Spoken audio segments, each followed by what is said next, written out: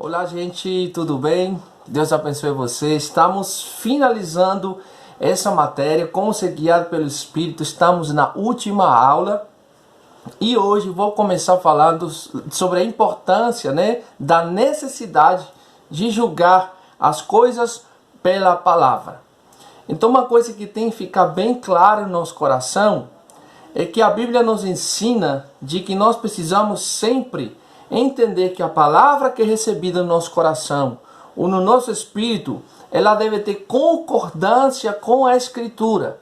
Seja a profecia, seja alguma palavra que a gente acha que Deus pode estar falando com a gente precisa analisar isso com a palavra de Deus e tem que haver uma concordância no nosso coração. Amém? Olha só o que disse o texto de 1 Coríntios, capítulo 14, versículo 10. Diz assim, há sem dúvida muitos tipos de vozes no mundo, nenhum deles, contudo, sem sentido. Então, é muito importante, queridos, perceber ou pedir a Deus o discernimento para ter a percepção das vozes que nós estamos ouvindo. Então, nós não devemos ouvir vozes ou buscar vozes que venham nos falar ao nosso coração. Nós não devemos seguir essas vozes. Nós precisamos seguir a palavra de Deus. Por isso que é importante a exposição da palavra. Por isso que é importante a pregação da palavra. E também que o nosso coração esteja atento à palavra de Deus e àquilo que Deus está falando para as nossas vidas. Então, existem diversas passagens bíblicas onde o próprio Deus falou à igreja pelo Espírito. Ele falou pelo Espírito usando homens de Deus, usando pessoas, usando homens comuns como eu e como você, mas que estavam debaixo de uma inspiração divina para falar para as pessoas. Tá certo? Então vinha algo no coração, eles entendiam, já com alguma experiência em buscar o Senhor, e vinha um impulso, vinha um toque do Senhor para poder falar das coisas de Deus. Então isso nós precisamos guardar no nosso coração. E a Bíblia, a própria palavra de Deus, ela é clara ao nos ensinar o seguinte: 1 de Tessalonicenses, capítulo 5, versículo 21, diz: julgai todas as coisas, retende o que é bom. Amém? Então a gente não deve estar procurando ouvir a voz de Deus de uma forma audível, porque nós poderemos até sermos enganados por espíritos malignos, por demônios, que podem trazer confusão, ao a gente querer querer tentar ouvir a Deus falar de uma forma audível. Amém? Estou falando de uma forma direta. Deus usa também seus profetas, Deus usa seus filhos, Deus usa os pastores, Deus usa os irmãos para falar com sua igreja de uma forma, de uma diversidade de formas. Então, a gente precisa, nós precisamos entender, queridos, de que a voz do Espírito, nós podemos ouvi-la lá dentro, no nosso interior. No nosso interior. Mas mesmo assim a gente deve julgar esse tipo de situação. O que é julgar? Analisar se realmente está em concordância com aquilo que está no meu coração. Está em concordância com a palavra. Será que está em concordância com aquilo que Deus quer para a minha vida? Então, a voz, uma coisa importante, a voz do Espírito Santo na igreja primitiva. Olha só, Atos 8, 29. Diz: então disse o Espírito a Filipe: aproxima-te, desce do carro e acompanha-o. Lembra daquele texto em que Filipe vai falar, evangelizar, falar de Jesus para aquele eunuco? Ali o próprio Espírito Santo trouxe para ele, no seu espírito, trouxe uma confirmação, trouxe um desejo, trouxe uma vontade de se aproximar do carro onde aquele homem estava lendo as Escrituras. Se você vê o capítulo todo de Atos 8, você vai entender melhor o que eu estou falando aqui. Tá bom? E olha só o que diz Atos 13, versículo 2. E servindo eles ao Senhor e jejuando, disse o Espírito Santo: separai-me agora Barnabé e Saulo para que a obra aos que eu tenho chamado, ok? Então, é importantíssimo entender isso, que o Espírito Santo vai falar diretamente com o seu povo, vai falar diretamente com a pessoa, vai usar pessoas para falar com o seu povo. Então isso tem que ser guardado com muito carinho no nosso coração. Outro ponto importante, a orientação mediante a profecia. Amém? 1 Coríntios 14:1 diz: segue o amor e procurai com zelo os dons espirituais, mas principalmente que profetizeis. Isso está em 1 Coríntios 14:1. E eu vou ler agora também 1 Coríntios 12:29. Porventura são todos apóstolos? Ou todos profetas? São todos mestres? Ou operadores de milagres? Então, aqui nós vamos entrar num ponto importantíssimo. Olha só. Em relação a esse ponto, existem duas coisas que nós estamos falando aqui. Sobre ouvir a voz de Deus e sobre como ouvimos a voz de Deus e através de quem podemos ouvir também a voz de Deus. E eu falei aqui que o Espírito Santo usa seus profetas para falar com as pessoas. E também ele vai impulsionar as pessoas a profetizarem. Isso não quer dizer que um profeta, que alguém esteja profetizando, não quer dizer que ele seja um profeta. Amém? Vamos já entender isso. Tá? Vamos já entender isso. Vamos lá. Primeira coisa, nós precisamos entender que existe o simples dom da profecia. Existe um dom da profecia. O dom que é dado por Deus e a pessoa profetiza. Né? Ele não tem uma função do profeta, diferente. E a segunda coisa existe o ministério do profeta, tá? O dom da profecia e o ministério do profeta, ok? Então muitas pessoas se confundem muitas vezes com isso. Porque fulano profetizou, não faz dele um profeta. Pode ser que o irmão ali seja um evangelista e ele esteja pregando a palavra de Deus e ganhando almas, evangelizando muita gente, mas em algum momento o dom da profecia vai se mover na vida dele e ele vai profetizar uma palavra para alguém, ou ele vai falar da parte de Deus uma palavra de profecia, mas isso não vai fazer dele um profeta, apenas ele estará usando o dom da profecia, ok? Outro exemplo, o fato de eu, por exemplo, pegar uma câmera de fotos, né? Tem um fotógrafo profissional e tem a pessoa que gosta de bater foto. Então, o fotógrafo profissional, ele sabe, entende do assunto, é estudado, ele está íntimo no assunto. Então, ele vai fazer isso com excelência, com profissionalismo. Agora, uma pessoa que somente, digamos, gosta daquilo, ou uma necessidade, ele vai bater fotos apenas. Vai acontecer, mas o resultado talvez não seja tão igual como seja um profissional.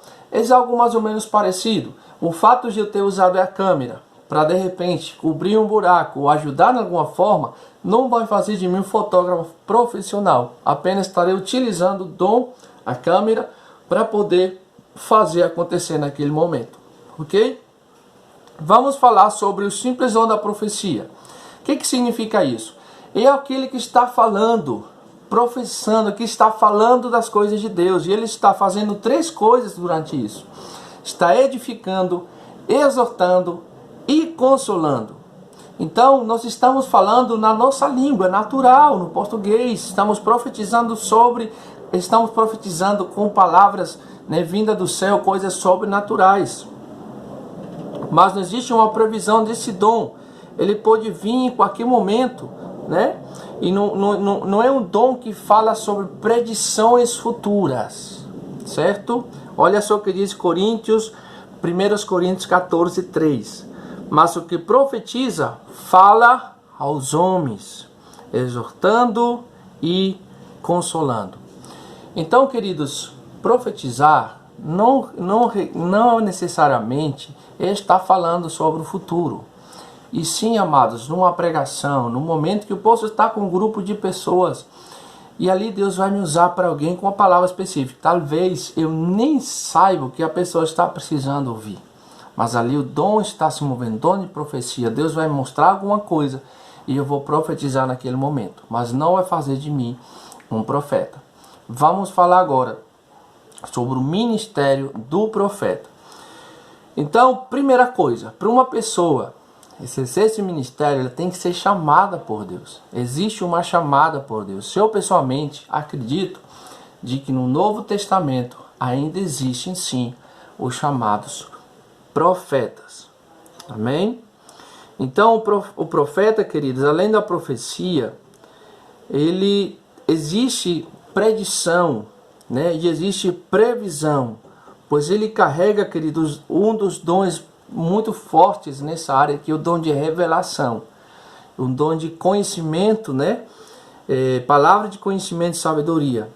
E ele tem aquele discernimento, o próprio Deus se move. A gente consegue ver um profeta quando ele é usado por Deus, existe a revelação nele, existe um dom de discernimento, algo sobrenatural se move de uma forma diferente. Ele vai no culto daquela pessoa, ele vai apontando, direcionando, mas ele não vai conduzindo nem guiando as pessoas. Ele apenas vai falando da parte de Deus, falando em relação a coisas futuras que já estão no seu coração sendo impressas pelo Espírito de Deus. Amém, queridos? Vamos avançar aqui e ver o seguinte. Atos 21, 8, 12, né? Observamos a citação desses casos que simultaneamente, né, aconteceram.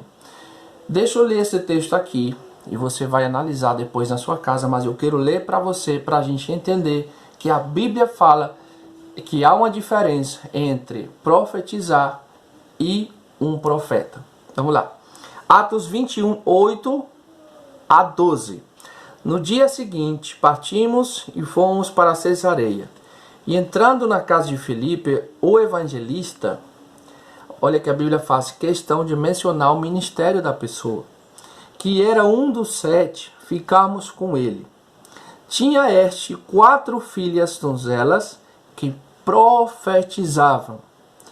Demorando-nos ali alguns dias, desceu da Judeia um profeta chamado Ágabo, e vindo ter conosco, tomando o cinto de Paulo, ligando com ele os próprios pés e mãos, declarou: isso diz o Espírito Santo, assim os judeus em Jerusalém farão ao dono deste cinto, e entregarão nas mãos dos gentios. Quando vimos essas palavras, tanto nós como daqueles lugares, rogamos a Paulo que não subisse a Jerusalém. Ok? Destaque: as filhas de Filipe apenas profetizavam, o simples dom do profeta. E Ágabo era um profeta, ok? Ele era um ministro, ele tinha o ministério do profeta. Tá certo? Então a gente viu aqui a diferença. As moças ali profetizavam, falavam das coisas de Deus, anunciavam alguma verdade de Deus, estavam ali falando, né, entregando, pregando, anunciando as verdades do Senhor. Você já viu que a ação do profeta nesse texto já foi diferente. Ali ele previu, ele anunciou, né, dentro do contexto, dentro de uma história, né, dentro da convicção, dentro do chamado, dentro do mover de Deus. E ele fez um ato profético. Ele disse: olha, assim vai ser feito o dono desse cinto. Talvez ele fez aquilo ali uma forma de trazer uma clareza maior, né? Ou talvez mostrando o que iria de acontecer literalmente.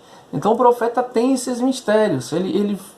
Deus vai usar ele de uma forma muito clara, muito nítida. Tá bom? Com o tempo a gente vai conseguindo discernir realmente isso. Tá bom? Seguimos.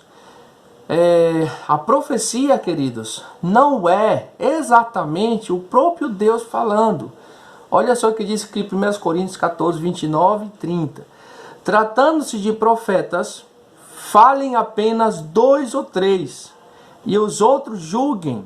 Se porém vier revelação ao virem, se vier a revelação ao virem, que esteja assentado, cale-se o primeiro. Então, gente, aqui eu quero me deter um pouquinho, porque para a gente ser guiado pelo Espírito, a gente tem que falar sobre isso.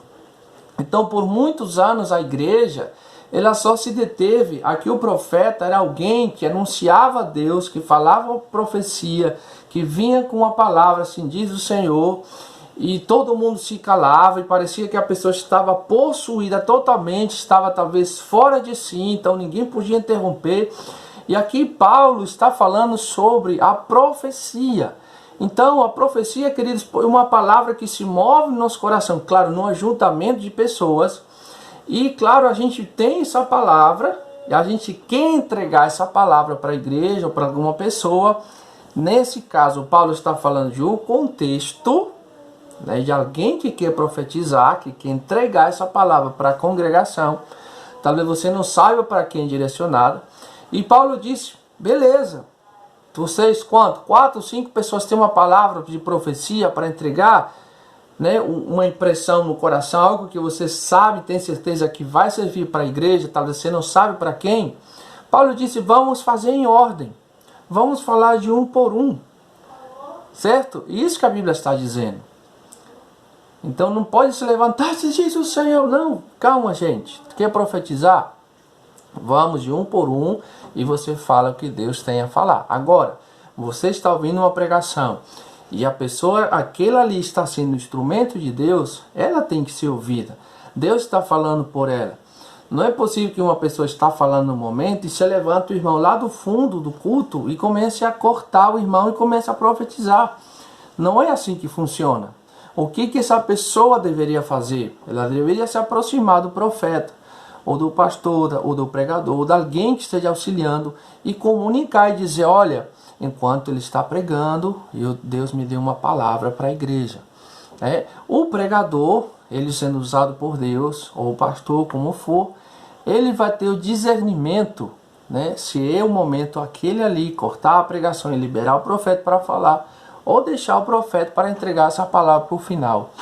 Ou até o profeta entregar essa palavra para o pregador e ele poder transmitir essa palavra para a igreja. Para que assim seja feito tudo com ordem, com decência e com tranquilidade. Para que assim as coisas aconteçam de uma forma calma e tranquila e não gere confusão no meio da igreja. Amém, gente? Então vamos avançando aqui. A profecia, querido, geralmente ela vem para confirmar algo no nosso espírito, tá bom? Atos 13, 2. Disse o Espírito Santo, separai-me agora a Barnabé e a Saulo para a obra a qual os tenho chamado. Então o que está acontecendo aqui? O Espírito Santo falou e disse para as pessoas, disse ali para o povo, separai-me Barnabé e Saulo para uma obra que já o Espírito Santo já tinha falado com eles. Paulo já sabia que havia um chamado dentro dele, porque o Espírito Santo já tinha chamado ele. Agora chegou o momento de serem separados pela igreja para cumprir, esse chamado para a glória de Deus. Tá certo? Atos 9:15 disse, mas o Senhor lhe disse, vai, porque este é para mim um instrumento escolhido para levar o meu nome perante os gentios e reis, bem como perante os filhos de Israel. Tá bom? No caso de Paulo, perdão, quando ele teve aquele encontro com Jesus, Deus já tinha, Atos 9, tá, quando Paulo tem um encontro com Jesus, ali o Senhor já tinha falado para que Paulo seria chamado. Talvez Paulo ainda não tinha entendido, mas depois daquilo ali, de tudo que Paulo viveu, ele passaria a entender realmente o que Deus queria com ele. Tá certo, gente? Vamos falar de outro assunto aqui agora, que tem a ver na nossa vida e como ser realmente guiado pelo Espírito. Algumas orientações, queridos, sobre visões. Importante entender isso sobre visões, tá? A Bíblia nos mostra 3 tipos de visões, tá certo? 3 tipos de visões que nós encontramos aqui na palavra de Deus. A primeira é a visão espiritual. Na visão espiritual, queridos, a pessoa ela vê com os olhos do Espírito. né? Quando você já está mergulhando com as coisas de Deus, você vai entender o que estou dizendo, ou você está entendendo o que estou falando. Ela vê com os olhos do Espírito. Há uma percepção espiritual. Ela consegue enxergar, ela consegue ter uma visão, não uma visão física, mas ela vai ter uma percepção no Espírito. Eu quero trazer um texto para afirmar isso aqui. Atos 9, de 7 ao 8. Diz assim: os seus companheiros de viagem pararam emudecidos, ouvindo a voz, não vendo contudo ninguém. Então se levantou Saulo da terra, e abrindo os olhos nada podia ver, e guiando-o pela mão, levaram-no para Damasco. Então o apóstolo Paulo teve encontro com Cristo, estava cego, ficou cego, mesmo assim ele conseguia ouvir e também, claro, ver a glória do Senhor. Ok, gente? Mesmo ele estando com seus olhos fechados, né? Ele não estava vendo com seus olhos físicos. Por isso que quando talvez ele tenta abrir com seus olhos, os olhos de verdade fisicamente, ele não conseguiu enxergar literalmente o que ele estava vendo no Espírito.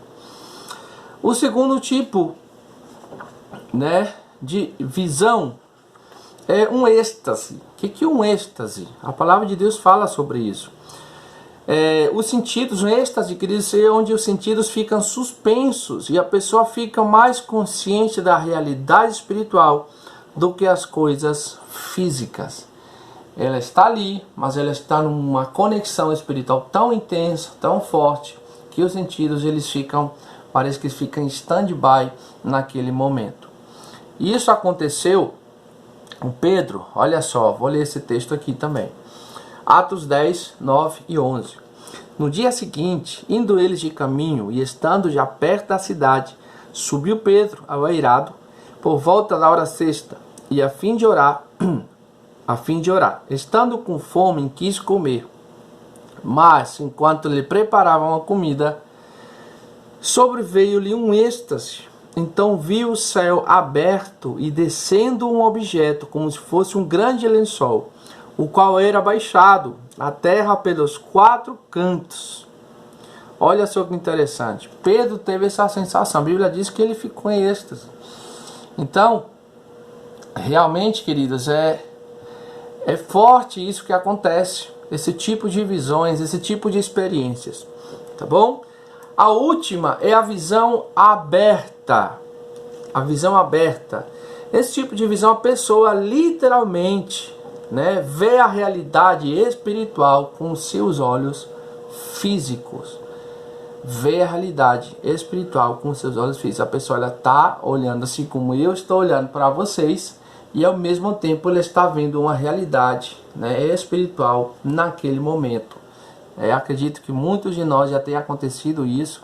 Eu pessoalmente nunca tive uma visão aberta dessa forma. Nunca vi isso literalmente. Desculpa, gente, alguém está me ligando aqui. Deixa eu recusar. Então, isso faz parte, né, de como também sermos guiados pelo Espírito. A gente pode ser guiado através de uma visão, né? Pode fazer parte isso também na nossa vida. Visões abertas. Vou citar alguns textos para vocês guardarem e lerem em casa. Atos 10, de 1 a 6. Tá bom? Outro texto, Atos 12, de 7 ao 10.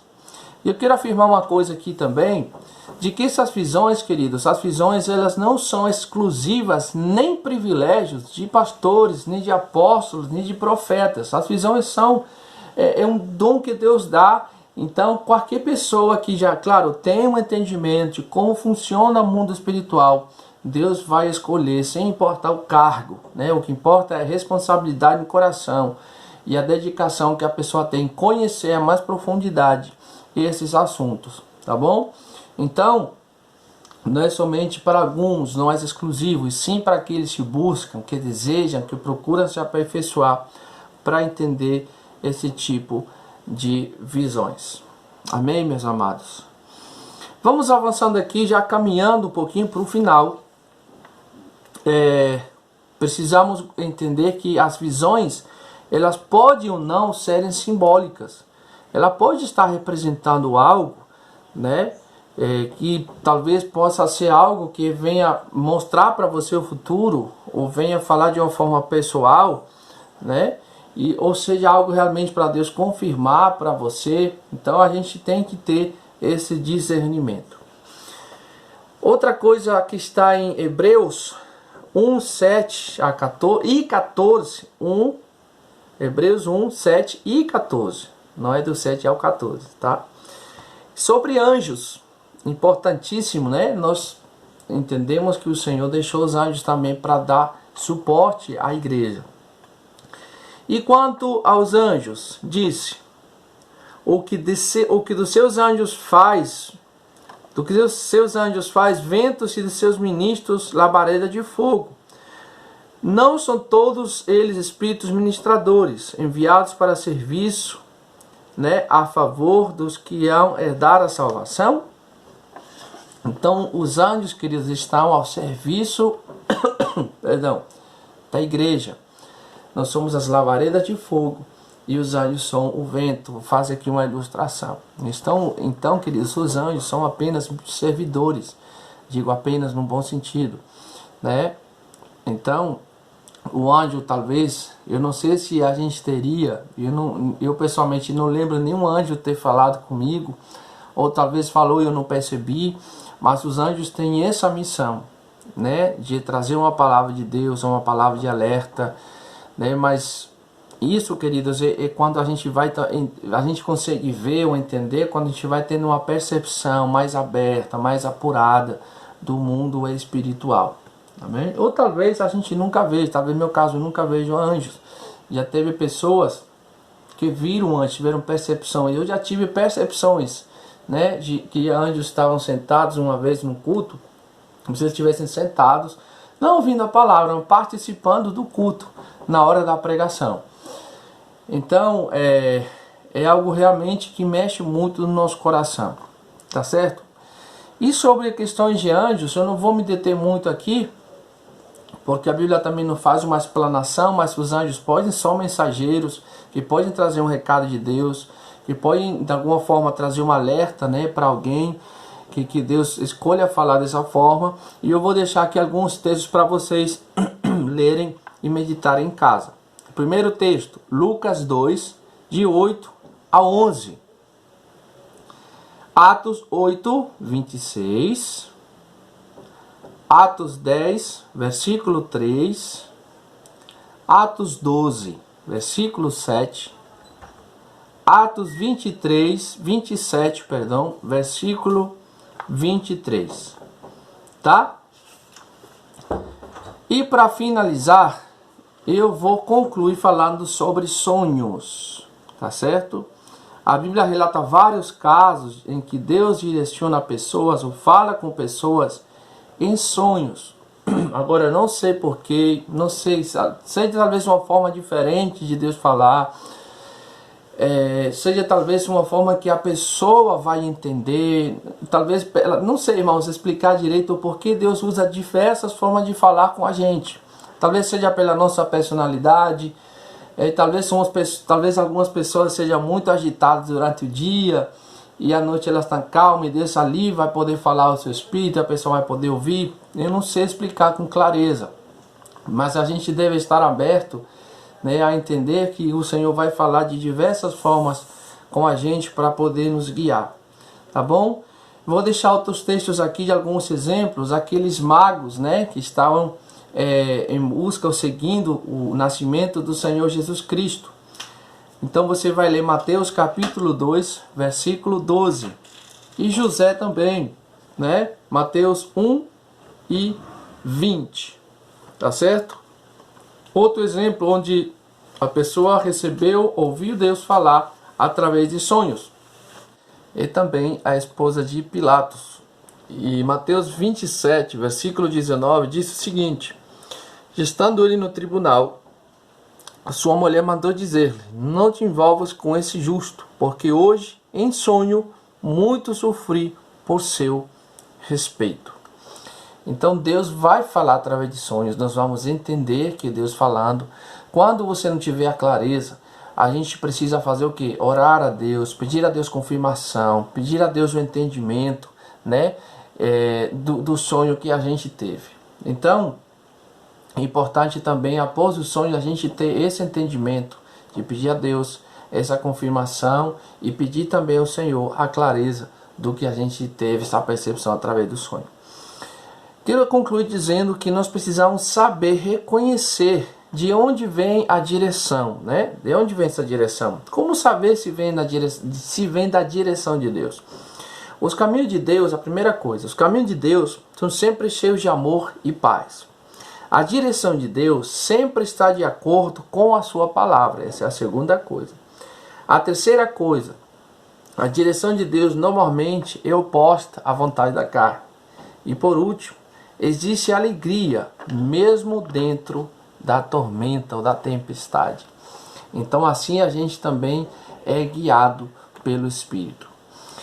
Gente, para a gente já encerrar nossa aula e esse tempo maravilhoso que a gente teve, né, de entender como nós somos guiados pelo Espírito, a gente vai treinando o nosso Espírito e a gente vai se acostumando. É um processo. Então guarda isso no seu coração. É um processo. Aos poucos a gente vai entendendo, aos poucos a gente vai discernindo, aos poucos a gente vai conseguindo, né, ter essa percepção. Então não tenha pressa. É importante sim a gente estar buscando a Deus para que a gente possa realmente cada vez mais estar mais habilitado, estar mais sensível à voz do Senhor. Mas a gente precisa sempre estar preparando o nosso ser espiritual. Uma dessas coisas é a meditação da palavra de Deus. Como Deus falou com Josué em Josué 1:8, tá certo? Salmo 1, versículo de 1 ao 3, a meditação traz sabedoria. Salmo 119, versículo 99, deve ser uma experiência contínua. Salmo 119, 97, deve estar acompanhada da diligência. 1 Timóteo 4:15, e deve haver uma prática da palavra, como disse Tiago 1:22. Então a chave de sermos guiados pelo Espírito está em colocar a palavra de Deus em primeiro lugar, tá bom? E assim nós vamos treinar o nosso espírito para obedecer a palavra de Deus. Então temos Provérbios 4, do 20 ao 22. E olha só o que diz também, que nós podemos extrair disso. Atenta para as minhas palavras, preste atenção a elas e coloque-as em primeiro lugar. Aos meus ensinamentos se inclina os ouvidos, escute o que tenho para dizer. Guarda-os no mais íntimo do teu coração, guarde a palavra. Tudo isso, queridos, é porque a palavra ela precisa encontrar um lugar no nosso coração, e isso vai trazer saúde espiritual para a nossa vida e vai nos habilitar para sermos guiados pelo Espírito Santo de uma melhor forma, mais clara e mais precisa na nossa vida. Então, que o Senhor abençoe você. Espero que essa matéria tenha sido uma bênção para a sua vida. Vamos ir cada vez mais apurando esse discernimento, essa sensibilidade no nosso coração. Ele vai nos dar graça até a gente ter uma certeza, uma convicção de que estamos sempre sendo guiados pelo Espírito Santo através da palavra de Deus. Um grande abraço, fique com Deus e uma boa aula para todos.